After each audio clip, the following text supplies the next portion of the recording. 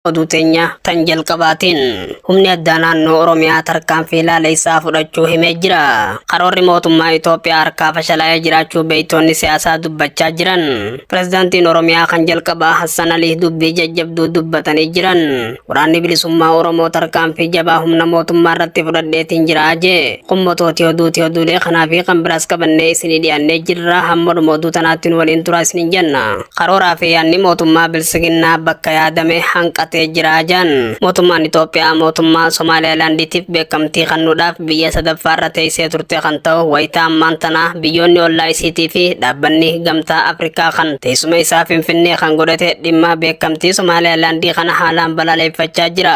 Kana malees dhaabbanni IGAD kan mootummaan Itoophiyaa olaantummaa jabaa keessatti qabdu birmadummaan Somaalee jabaachuu akka qabuu fi beekamtii Israa'el Somaalilaandiitiif kennite balaaleffachuu irratti kan argamu. Kana keessatti immoo Itoophiyaan olaantummaa jabaa kan qabdu haa ta'u garuu mootummaan Itoophiyaa Israa'elii fi Ameerikatti aantee kutaa Somaalilaandiitiif beekamtii kennuudhaaf karoora jabaa akka qabdus keessa beektonni dubbachaa turan. Haa ta'u garuu wayitaa ammaan tana biyyoonni ollaa Itoophiyaa ta'anii fi baha Afrikaa kan jiran Keeniyaa, Ugaandaa, Tanzaaniyaa, Jabuutiinis dhimma kana balaaleffachaa jiran. Gamtaan Afrikaa kan teessuma isaa magaalaa Finfinnee godhates dhimma kanarratti balaaleffachaa akka jiru himee jira. Somaaliyaan miseensa IGADii fi akkasuma miseensa gamtaa Afrikaa waan taateef birmadummaan isii kabajamuu akka qabdus jabeessanii deeggaraa jiran. Beekamtummaan kutaa Somaalilaandiidhaa fudhatama akka hin qabnee fi Israa'el beekamtii kennitus gamtaan Afrikaatii fi IGADis kanaaf beekamtii akka hin kennine himanii Somaalilaandiin kutaa Somaaliyaati malee biyyaa miti jechuunis balaaleffachaa jiran.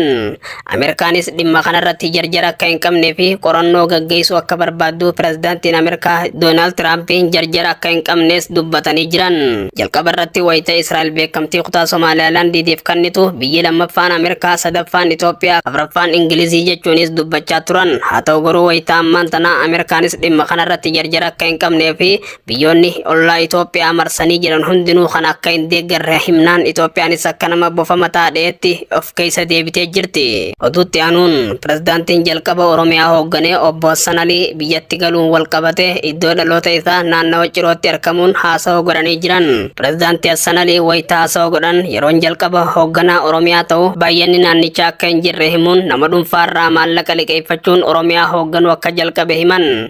Dubartii maqaan Shittoo jedhamturraa birrii 25,000 liqeeffannee saniin hojii jalqabnee jaan. Haaluma saniin caasaa babal'ifannee boodarra wayitaan biyyaa bahu miseensonni OPDOdhaa nama 100,000 turanii jaan. Har'a garuu miseensonni OPDOdhaa nama 500,000 oli kan jaan. Uummanni Oromoo mootummaa amma jiru kana jabeeffachuu qaba jechuun dubbatan. Haa ta'u garuu wayita inni biyyaa bahuu fi har'a wal cinaa qabanii yoo kan ilaalan taate bulchaa yeroo ammaan tanaa Shimallis Abdiisaa isa jalatti Oromoon meeqaan lubbuu dhabee inni kallattiin ajaja laatee abbootii gadaa hedduu ranshansiisee kan jiru. Baay'ata yeroo san Hassan Alii birrii 25,000 namarraa liqeeffate har'a garuu Oromiyaan ibbira kuttee federaalaafillee galii guddaa galchaa wayita jirtutti Oromoon hedduun beelaan rakkachaa jiran. Obbo Shimallis Abdiisaa mataa isaatiin qabeenya hedduu horachuus keessa beektonni kan himan gannoottan torban dabran keessatti uteela abbaa urjii hedduutii fi birrii biiliyoonaan sochoosaa akka jiru siman. Kana malees bulchaan Itoophiyaa muummee ministeera Itoophiyaa Abiyyi Ahmad kan pireezidaantiin Hassan Alii jabeeffadhaa jiru qaadiree isaatiin ofirratti hin beeksisinaa yookaan ofirratti hin mul'isinaa malee tooftaadhaan saammadhaa jechuun ajaja kalaachaa ture obbo Taayyee Danda'aa dubbatanii jiran. Oduutti aanuun humni addaa naannoo Oromiyaa seenaa jabaa hojjechuu kaleessa lixa Oromiyaa keessatti hawaasni himanii jiran. Tarkaanfii humnoota fiinxaaleeyyii naannoo Amaaraarraa tarkaanfattee Oromiyaa weeraraa jirtu irratti fudhatteen loltoota hedduu du'aan adabuun hedduu isii baqachiisee jiraachuu siman. Dhiyeenya kana gareen shaneedha naannicha gadhiiftee mootummatti harka kennachuun wal qabate humni fiinxaaleeyyii gandoota hedduu dhuunfachuun wayita ofii hoogganaa jiranii fi gibira jechuun qotee bulaa fi daldaltoota irraa horii hedduu saamaa akka turan hawaasni machaa turan.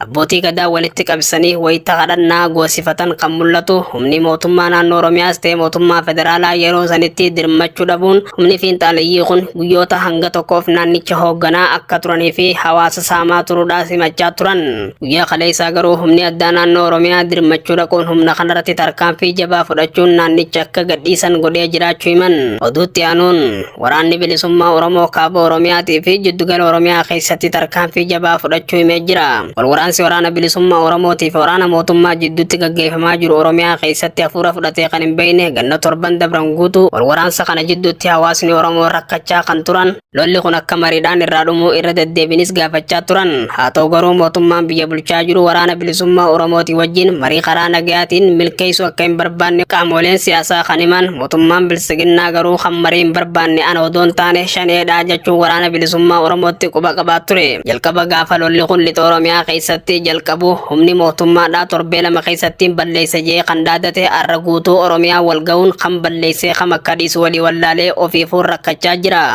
Humnoota hedduu qabna kan maqaalee adda addaa moggaafatan haa ta'u garuu shiftaa balleessuu hin dandeenye jaan. Muummee ministeera Itoophiyaa Abiyyi Ahmad ammoo gama isaatiin Itoophiyaa keessa lolli har'aa miti ka jalqabee jaan. Gaafa Asee Tewoodiroosii fi Asee Yoonisis lolli ture jira har'aas ittuma fufaa jechuun dubbatan. Waraanni bilisummaa Oromoo tarkaanfii jabaa jiddugala Oromiyaatii fi kaaba Oromiyaa keessatti fudhateen loltoota mootummaa hedduu du'aa fi madoon adabuun aarsaa gurguddaa kafalchiisee akka jiruu fi meeshaalee hedduus galii mooraa waraana bilisummaa Oromootiif godhuu himee jira. Tarkaanfii fudhatamee fi injifannoo argamee kan gabaasee reediyoo Arraata biyyoolessa Oromiyaati.